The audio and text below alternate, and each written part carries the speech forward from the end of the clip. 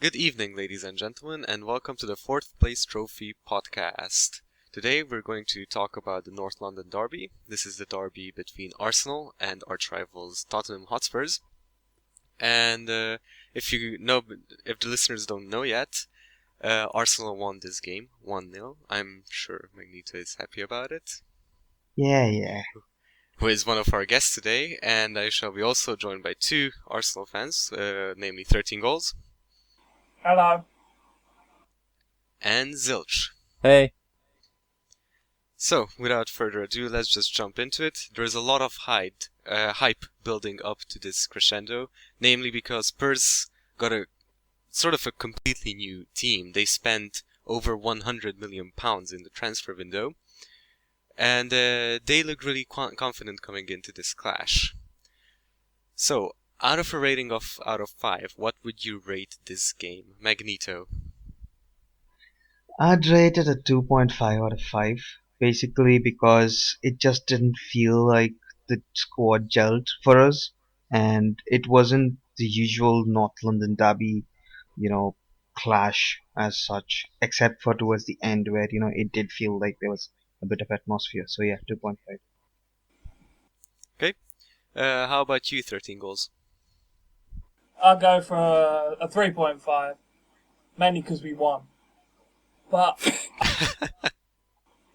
I mean, it was a good contest. Spurs were kind of attacking near the end, and we were defending with Giroud's one handsome shoulder, and I'd say it was a fun game and fun to watch.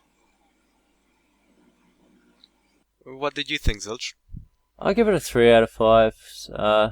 Yeah, it was nice to win, but Spurs looked a little disjointed. Arsenal didn't do enough to punish that, and considering the results in previous derbies, this is a fixture that brings up a lot of goals and a lot of excitement. That didn't happen.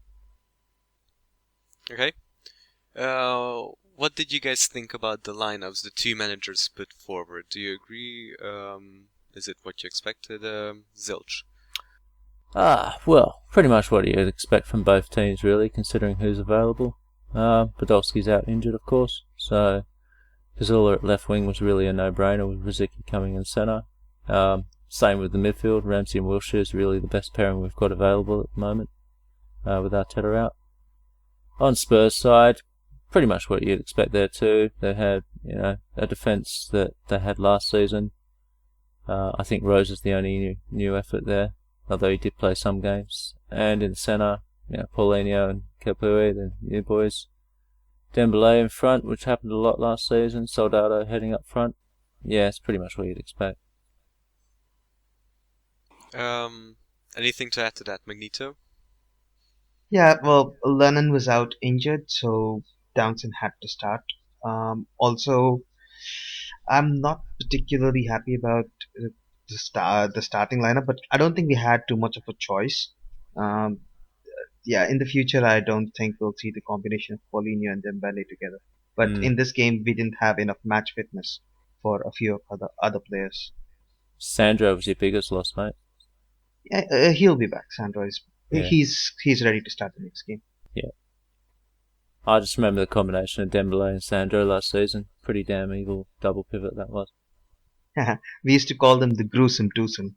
I'm not surprised, mate. That was really good. You got brute force from Sandro holding up the ball well, and Dembele playing further forward. It was just, it was a nice combination. That it was.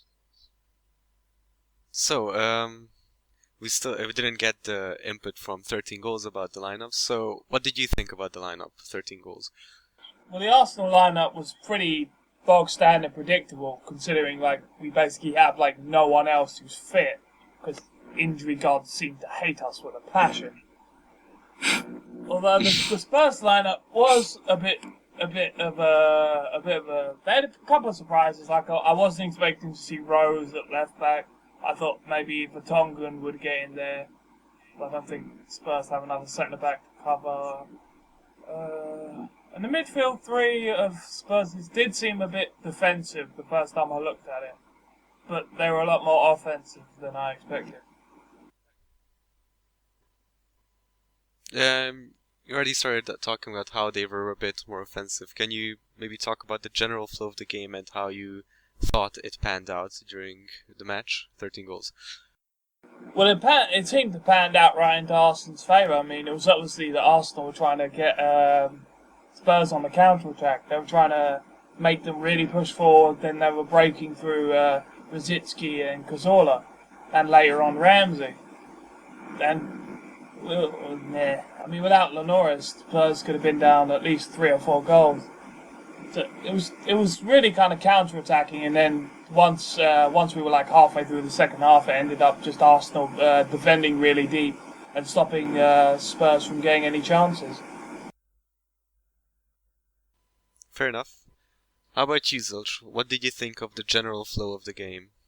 Well, I mean, I said it for weeks. You know, this is a new Spurs team.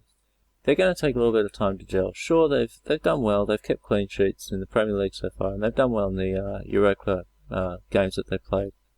But the thing is, you know, they need time to gel. When you play a better quality team, all it takes is like 1 extra second to lose the ball, basically. You've got players that need to look up, spot where their player is, and then pass it. That gives like an extra fraction of a second for someone to close them down. And by the second or third pass, that's now 1 second. And it just makes it easier to close it down. And it showed. Spurs couldn't really keep the ball in midfield away from Arsenal. In previous derbies, they've done it by just being physical. Like you can keep possession either way. You can either hold onto the ball by passing it around quicker than the opponent can shut it down, or you can hold it physically. Players that are just strong enough to hold the ball. And they didn't do that. Arsenal played a high pressing game in midfield where they just basically put the pressure on their midfielders and took the ball high up the pitch, and that's why their counter-attacks were quite effective, is because we were already so far forward when we got the ball that basically we're just launching Walcott down the wing or Cazorla through the centre. And that was the pattern of the game, certainly for the first half. And that's how we scored. But I think another factor of it was how wide the pitch was at the Emirates. It became a bit of an arm wrestle in midfield that neither team really got the upper hand. And a lot of the reason for that is due to the width of the Emirates. What we saw is the midfield trio of both teams being spread out across the park, creating almost a line rather than creating passing angles to keep the ball, to retain possession properly. And I think that had a lot to do with it, as to why the midfield was just ineffective, because on paper you would think Spurs' new midfield in the centre would have done a lot of damage. But, due to this factor, I think it had a real impact on the game. And also, Soldado up front got isolated a lot. Again, because of this, because of the high pressing of Arsenal, and because Soldado kind of sat up a little bit far, maybe, and there was no real midfielder from Spurs coming forward to link up with him. So, I think it was a little bit disjointed from Spurs. I think Arsenal played quite cohesively as a pressing unit, which they started to lose in the second half because due to fatigue, I think, and also due to the fact of the subs that we made on, but I'll touch on that when we cover the subs. Right. I completely agree with you regarding the gelling factor. However, we have to point out that Spurs kept the ball pretty decently. Yeah, it wasn't bad. They made a really good passing game, and their game plan was fairly evident early on in the game. They wanted to press really high. They even pressed on a couple of occasions our keeper Wojciech Szczesny to essentially make a mistake in his distributing. And they made 12 interceptions throughout the whole game, and 4 out of 12 of those interceptions were in Arsenal's third, and 9 out of 12 interceptions were outside Tottenham's own third. So from this, I think we could see that Tottenham played a really, really high pressing game. They also wanted to take the ball as fast as possible and force Arsenal on the back foot. And however, sorry, can I just say that's also another factor though, because they're gelling and because they're not really sure of where they're passing to yet. like not doing it instinctively. When you're pressing that high pitch and trying to keep possession, it just means that there's more of the opponent around to tackle you. Yeah, and one other thing I think was a factor is the lack of a playmaker for Spurs, because Spurs made 25 crosses compared to Arsenal's 12, if I remember correctly, and to me that shows that they missed the playmaker, and whenever they wanted to break Arsenal's defenses, they went to the wings because they didn't have that one person who can unlock the defense. And the way Arsenal defended against these crosses was just put bodies in the box, don't let Spurs get near the crosses. And this shows from the fact that there were 4 complete crosses, and 0 of those crosses that were complete were key passes for Spurs. However, I would like to ask Magneto if he has anything to add to all of this.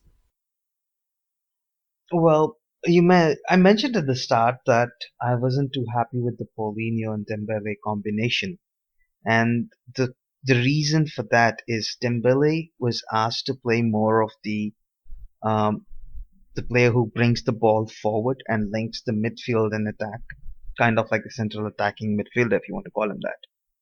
But he's failed miserably in doing that. He looked lost all game, and he looked very static in his positioning. Paulinho was supposed to be the box-to-box player, and what he's done is he got way too tied down to Cazorla, and he just stayed in the right defensive midfielder position instead of moving forward into attack. And all through the game, the key point for me is that neither of these players made a key pass up front into the box. Neither of these players made a key pass out wide into the wings. So if they both fail as central midfielders to link up defense and attack, then we are completely screwed. We've got no way of actually putting forth an attacking threat. It's all well and good to win the ball back in good areas and whatnot, but if you win the ball back in such an area and pass it back to the wing back instead of the winger, then there's no threat as such. There's no threat of a counter attack. There's no vision in their passing, and which is unfortunate because it showed right through the game that Walker kept going forward to make crosses. Rose kept going forward to make crosses. And this whole system of Townsend and Chadley coming in to try and shoot from distance, it just didn't work at all. And it might look flashy, it might look like they're having good attempts at goal, but none of them were genuine threats at target. So unless there is more threat coming in from the midfield area, like you mentioned, Trek, we needed that playmaker.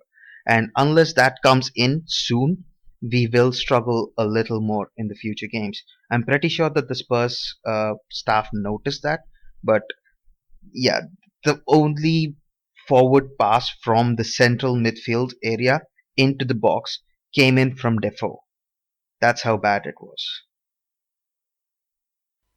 Ouch. Sorry. So we focused. Can I also just I forgot to add one more point that was a factor. If you ever look at the heat map for Paulinho's movement, he is playing, I believe, Magneto, who's a left-hand side centre mid. No, he's playing a right defensive mid. He's a right defensive mid? Sorry. Yeah. Well, basically, he stayed far too tight into the centre and allowed too much space for the winger. For the Arsenal winger, I mean, giving his fullback a bit too much to do.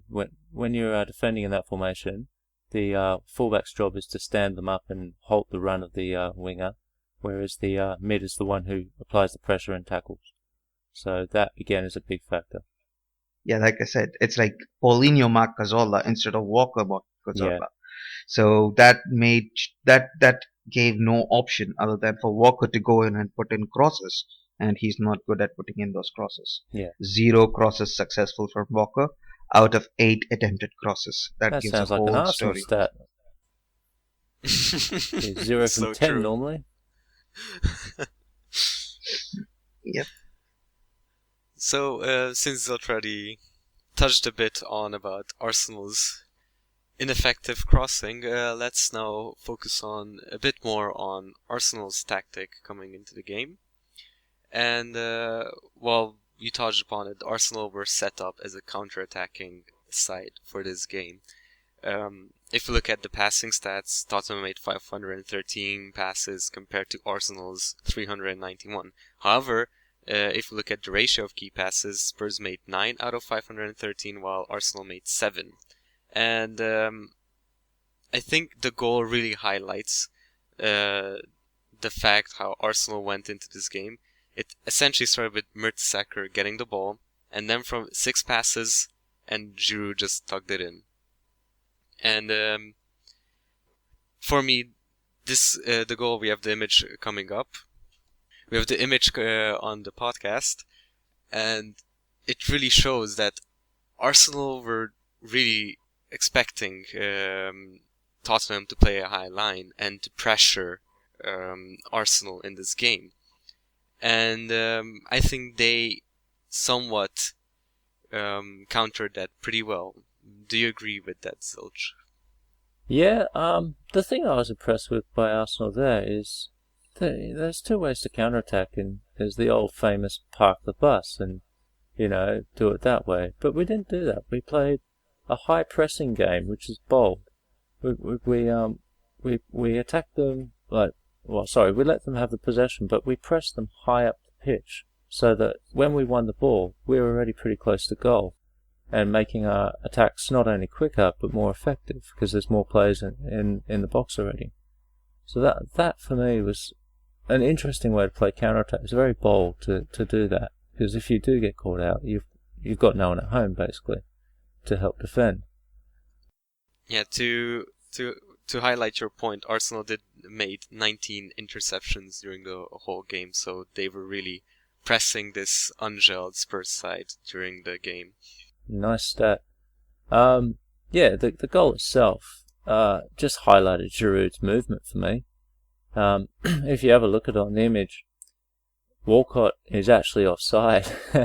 Rose didn't really know where he was, but Walcott was offside, and it's Giroud's movement between the centre-backs that sucked Dawson into dropping back an extra 3 feet to play Walcott onside.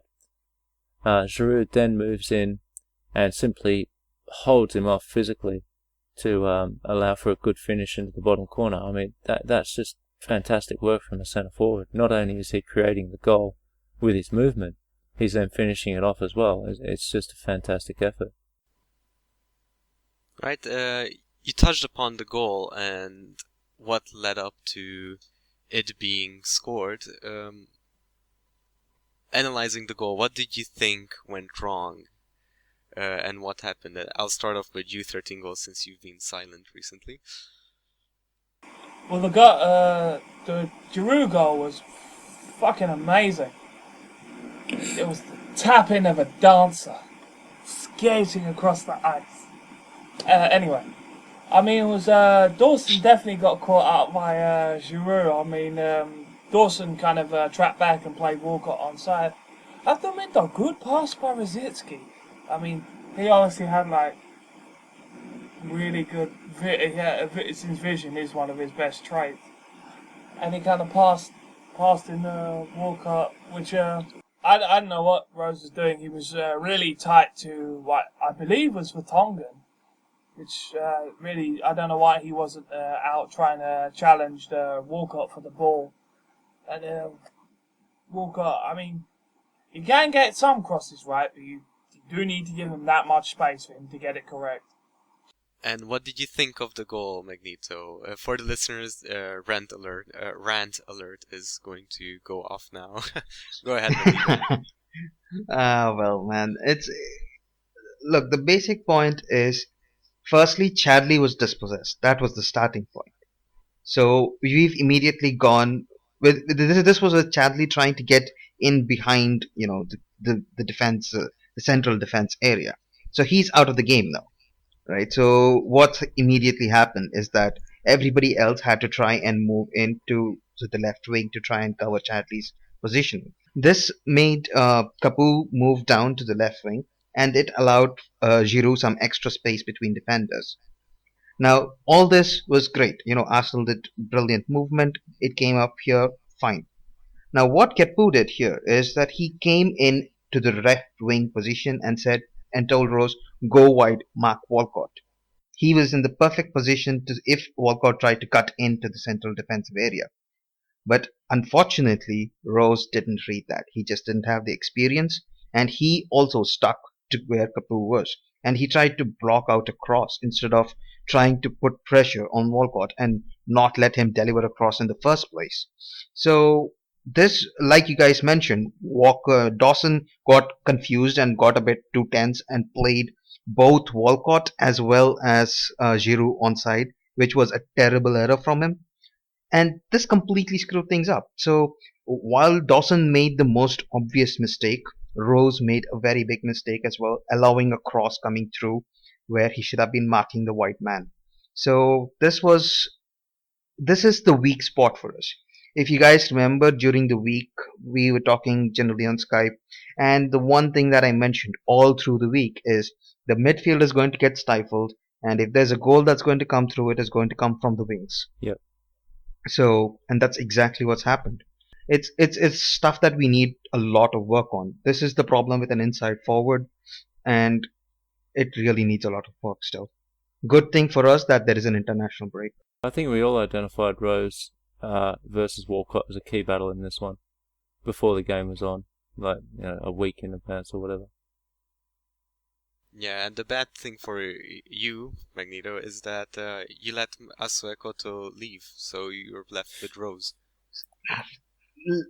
This would let's not get into this particular thing because there'd be too much swearing. Rant alert. So it's not going to be PG rated anymore. So let's not get into that. That was just stupid. Can I just ask you one thing, Maddy? I'm curious as to what you think of the relationship between Walker and Townsend on the pitch.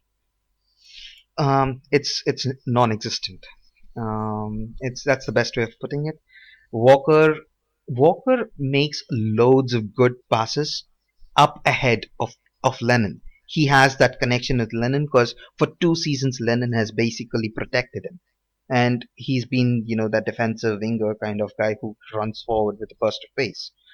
So he understands Lennon a lot more than he understands Townsend.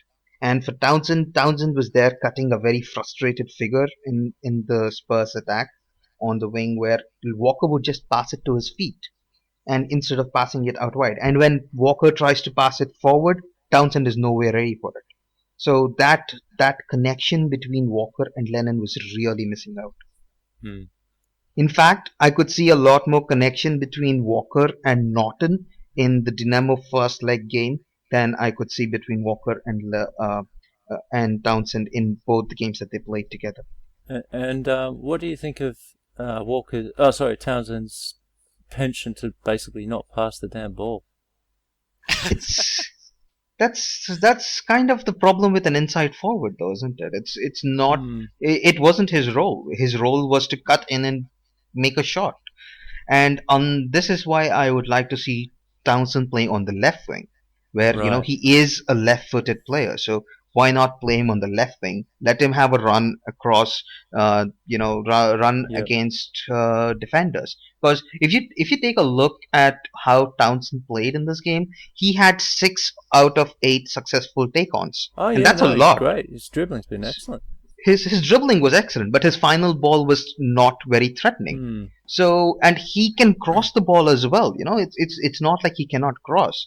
So if we play him on the left wing, I believe that's where he will be genuinely useful to the side, rather than the flashy, dribbly, take a shot from 30 yards kind of nonsense that we're seeing at the moment now. He's playing pretty much like an inverted winger, really, and just cutting in to hit with his left boot. Yep, that's it. Okay.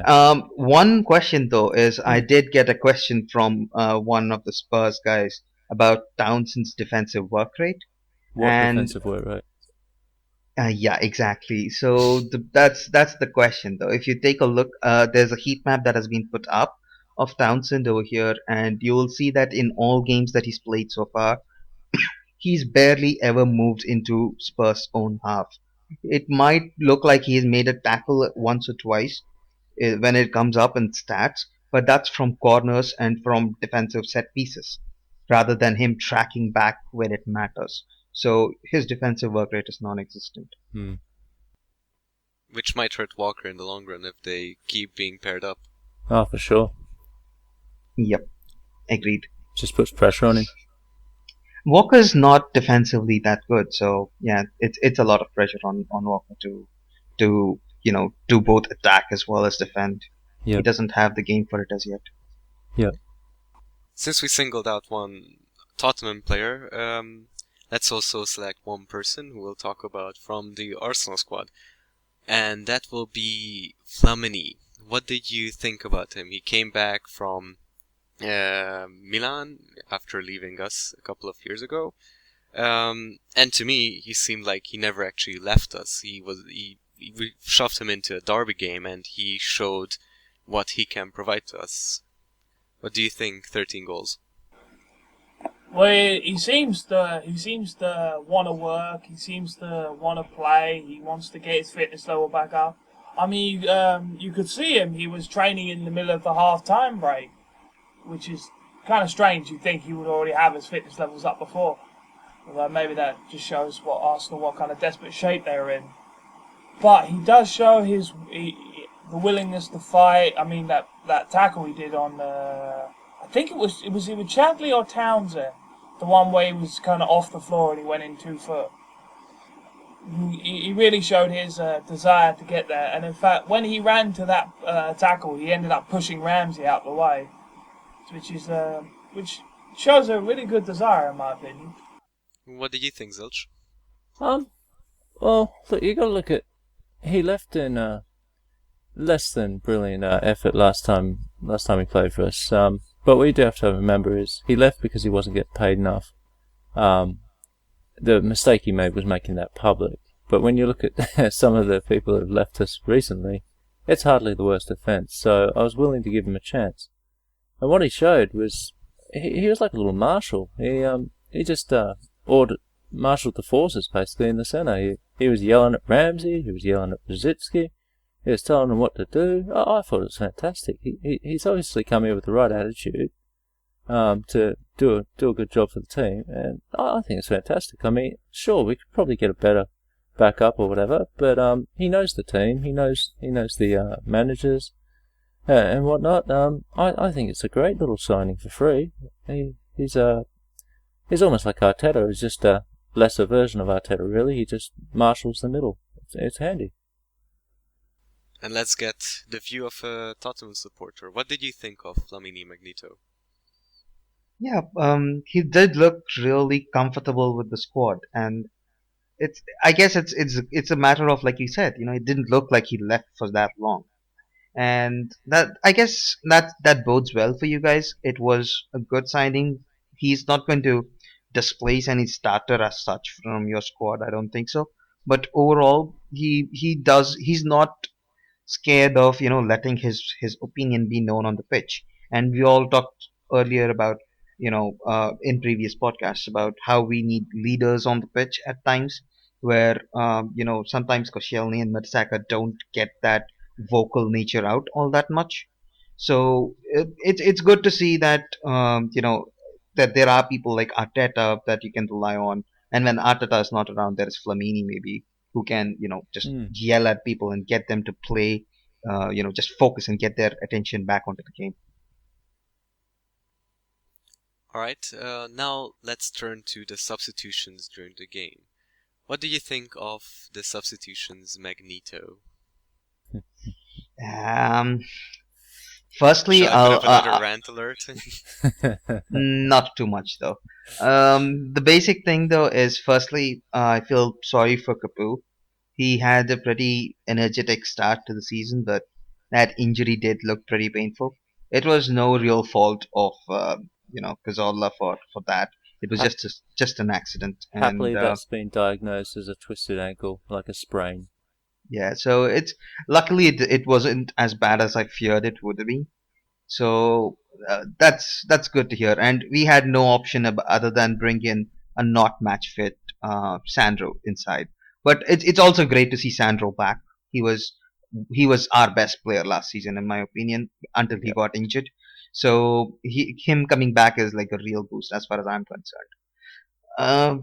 With regards to the game, we were desperately in need of a playmaker, a player who can pass the ball forward or who can set off a quick counter attack with his movement. And it was basically crying out for Holtby. And the fact that Holtby didn't come on and Defoe came on that early in the game was a real mystifier for me. And to highlight the point as to why I think it was a failure as a sub is that Defoe, he did a lot of good movement and his movement was good, but he had one pass in the game. That's it. One pass. And that one pass was a key pass. Like I mentioned earlier, it came in from the central attacking area into the box. So apart from that, he didn't do anything at all. And that I can't fault, Defoe for that because the ball needs to come to Defoe. And to say that, to keep Dembele on was a real massive error as far as I'm concerned. I mean, even Paulinho didn't have any passing. I'll just put up a couple of images here to showcase the passing of Paulinho and Dembele and how they are not going, how they didn't pass anything at all forward. So yeah, you'll see that this is a failure of a sub. And what did you make of your new wonder kid, Eric Lamela? Lamela, it's too early to say. That was a signing that was a sign of desperation a little. Like, we just hope that something will happen. Just put him on the pitch and see what happens because nobody else has really figured out a way of playing against him as yet. So that was a bit of a desperation thing. If anything, what should have happened was Townsend should have gone left and Lamela should have gone on the right instead of Chadley still remaining over there. Chadley didn't have all that flashy game either. He had some 74% passing success rate. So Chadley should have gone off and Townsend should have gone on to the left wing. That would have made a bit more sense. Alright, and what did you make of the substitutions, Zilch? Firstly, damn, Mags, I just had to check to make sure that was true. One pass in 21 minutes, that's staggering. Yep. I didn't realise it was that bad. He did scare the shit out of us with one of his shots, mind you, but still, that's terrible. Yeah, he didn't have any touches either. So it's like whenever he was involved, he was decent, but he wasn't involved because there's no pass coming to him. Bloody hell. Oh well. Anyway, getting into it. Mags touched on it. I think bringing Defoe on that early was a bit dangerous. It opened up for more counter attack. Basically, playing 4-4-2 that early. It just seemed really risky. But AVB is known to be an all or nothing manager, so it might.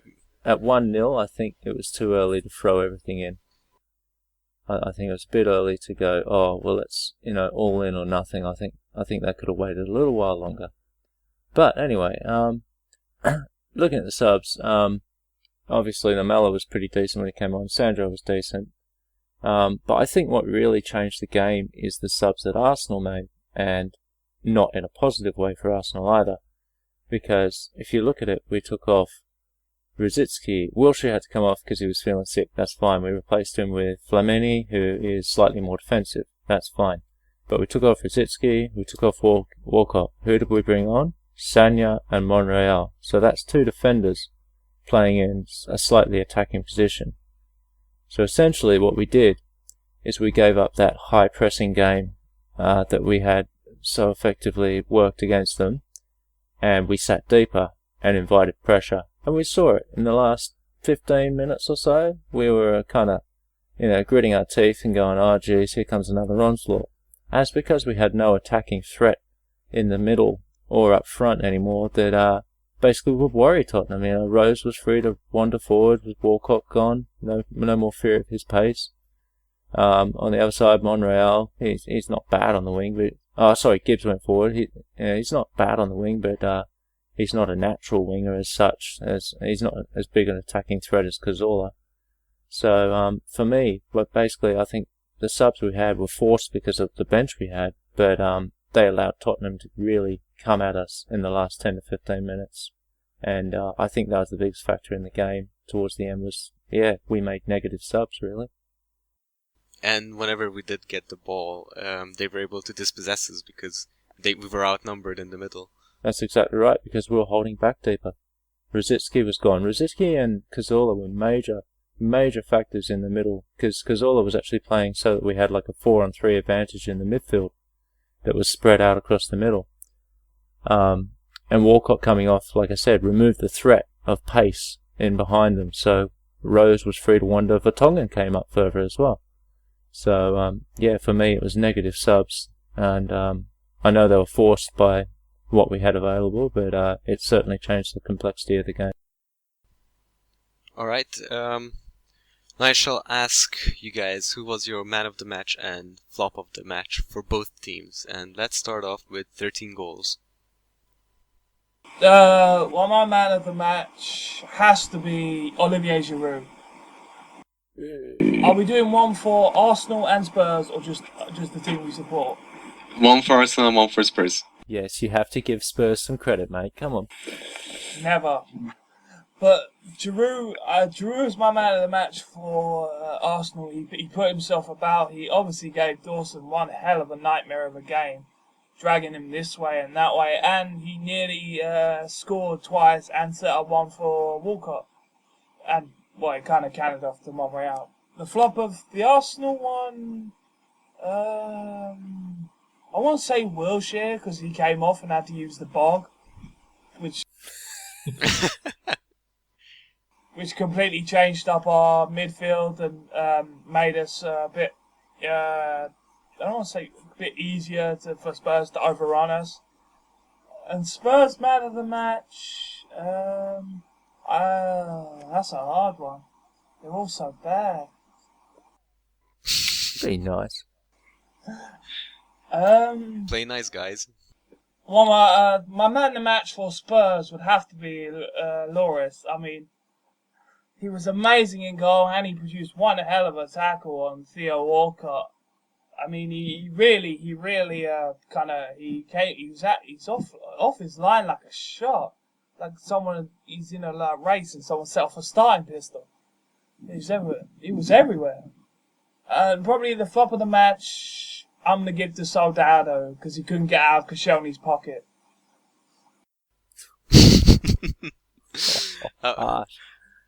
How about you, Zilch? Okay, sure. For Arsenal, I'm torn between Ramsey and Giroud. Both had an extremely good game. But I think for the deciding factor that, it's what won us the game, I have to give man of the match to Giroud. He was a pain in the neck all game for them. He won a lot of tackles, and his work rate was the best I've seen by a centre forward in years. I've never seen someone work that damn hard. For the flop for Arsenal, it's difficult, but I would have to say probably Jenkinson, simply because he did not really support Walcott in attack. He did nothing wrong defensively, that's fine. Although Chadley gave him a few hard moments, but really for me, he didn't support Walcott in attack as much as he probably should, and I guess that's inexperience. Sanya's a hell of a lot better at it. So, yeah, for that one, it's hard to give a flop because they played well as a unit, but I would say Jenkinson. For Spurs, mate, Loris by a mile. I think me and Maddy had a discussion on Skype during the game that probably would have been a fair reflection to be about 3-0, given that Spurs were, having trouble gelling and whatnot. They made good attacks, but they were having trouble gelling, and 3-0 would have been a good reflection if not for the amazing saves of Loris. He's a hell of a sweeper keeper, and yeah, he was brilliant. You can't deny it. And for the actual flop, that's tricky. I mean, Townsend was good going forward, so I can't give it to him, even though he didn't really play on the same pitch as his teammates. I would probably give it to Rose. I think his inexperience showed throughout the game, and he got caught out a few times by Walcott and also by Rosicki, so I would say Rose. Okay, how about you, Magneto? Who's your pick? Well, the best player has to be Lloris. It's for Spurs. That's a no-brainer. For the whole game, mate. Yeah, it's also for the whole game. Giroud was the best player for you guys. I completely agree. It's just that he had the deciding goal. But as far as Spurs are concerned, Lloris had 4 crucial saves, 1 crucial tackle, which Robin mentioned, and he also had a punch. So it was just a scenario where none of them where he completely just dominated that goalkeeping line. He was the best sweeper keeper that I've seen in a while now. Yeah, he's man of the Um, match, easily. yeah.